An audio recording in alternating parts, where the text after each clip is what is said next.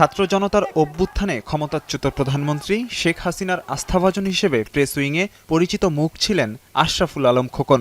আওয়ামী লীগ সরকারের আমলে খোকনের বিরুদ্ধে ব্যাপক দুর্নীতির অভিযোগ উঠলেও ধরাছোঁয়ার বাইরে ছিলেন তিনি। পট পরিবর্তনের পর এবার তার বিরুদ্ধে অনুসন্ধানে নেমেছে দুর্নীতি দমন কমিশন। অবৈধ অর্থে যুক্তরাষ্ট্রের নিউ ইয়র্কে বাড়ি কেনার প্রমাণও পেয়েছে সংস্থাটি।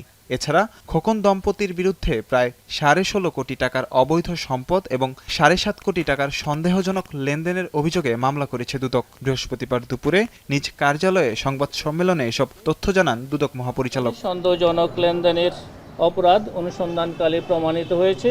এই কারণে তাদের দুজনের বিরুদ্ধে দুর্নীতি দমন কমিশন আইন 2004, দুর্নীতি প্রতিরোধ আইন 1947 এবং মানি লন্ডারিং প্রতিরোধ আইন 2012 এবং দণ্ডবিধি 109 ধারায় আরও একটি মামলা রুজুর সিদ্ধান্ত গৃহীত হয়েছে।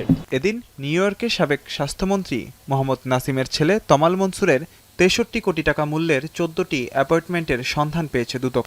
সব মিলিয়ে তমালের বিরুদ্ধে 67 কোটি টাকার অবৈধ সম্পদ অর্জনের অভিযোগে মামলা করা হয়।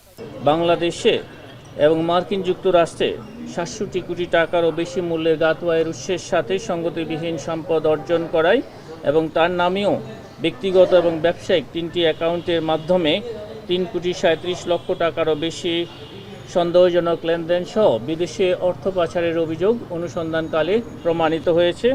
এই কারণে তার বিরুদ্ধে দুর্নীতি দমন কমিশন আইন 2004 এবং মানি লন্ডারিং প্রতিরোধ আইন 2012 সংশ্লিষ্ট ধারায় একটি মামলা রুজুর সিদ্ধান্ত গৃহীত হয়েছে। এদিকে অবৈধ সম্পদ অর্জনের অভিযোগে পুলিশ সুপার আব্দুল্লাহ আরেফ বিপ্লবের বিরুদ্ধে অনুসন্ধান চালাচ্ছে দুর্নীতি দমন কমিশন। মাঝার ইমন, এখন, ঢাকা।